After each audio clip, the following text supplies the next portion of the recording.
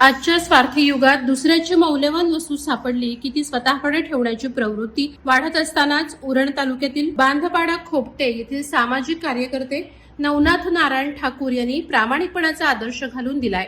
सापडलेली तब्बल 17 तोळ्यांची सोन्याची गंठण आणि रोख रक्कम त्यांनी कोणतीही अपेक्षा न ठेवता त्या महिलेला परत केली।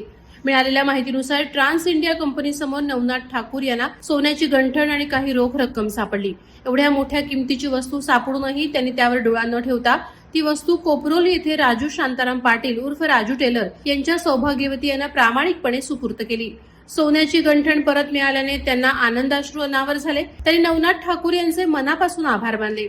आजच्या काळात एवढ्या मौल्यवान वस्तूचा मोह टाळून ती परत करणं हे मोठ्या प्रामाणिकपणाचं उदाहरण असल्याची प्रतिक्रिया नागरिकांकडून व्यक्त होतेय। नवनाथ ठाकूर यांच्या या कृतीमुळे परिसरात त्यांचं कौतुक होत असून समाजात अजूनही सच्चेपणा आणि प्रामाणिकपणा जिवंत असल्याचं त्यांनी आपल्या कृतीतून दाखवून दिलंय।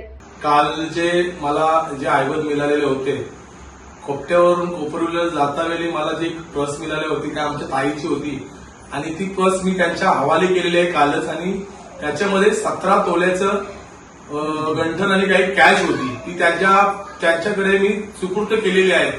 आणि ताईंना सुपूर्त करता वेळेला कालचा जो दिवस होता तो महिला दिन होता म्हणून ताईला एक ती नवीन गिफ्ट म्हणून ती काल त्याच्यासाठी केलेली आहे। एवढं ताई डिफरंट मध्ये होतं का त्यांना जेव्हा त्यांना समजलं तेव्हा त्या एकदम टेन्शन मध्ये जाऊन बेशुद्ध पडलेला होता। जेव्हा त्यांच्या हातात मी वस्तू दिली तेव्हा पण त्या बेशुद्धच होत्या। त्यांना आम्ही पाणी पाजून त्यांच्या हातात वस्तू देऊन त्यानंतर सुखरूप त्यांच्या घरी गेल्या। कारण ही शिकवण मला सातत्याने देणारे आमचे शिर्डीचे साईबाबा, कारण मी 18 वर्ष झाली शिर्डी वारी करतोय आणि त्या वारीमध्ये माझा साई सेवक मंडळ उरण यांनी मला सातत्याने शिकवण दिलेली आहे की पडलेली वस्तू आणि कोणाची मिळालेली वस्तू त्यांना रिटर्न करायची असते। आमच्या दिंडीमध्ये चालता वेळेला मुंबईच्या दिंड्या किती असतात, काही त्यांचे मोबाईल पर्स काही ना काही विसरत असतो, पण आम्ही ती सातत्याने त्यांच्याकडे आम्ही पोच करत असतो।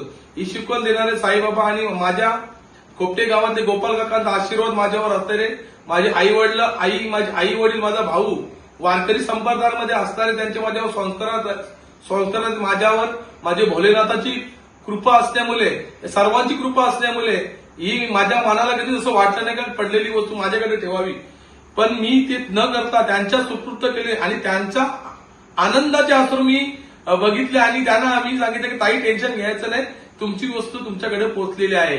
वादळवारा लाईव्हसाठी घनश्याम कडू, उरण। नवी मुंबई व रायगड जिल्ह्यातील ताज्या बातम्या आणि घडामोडींसाठी सबस्क्राईब करा वादळवारा लाईव्ह चॅनल आणि दाबा बेल आयकॉन।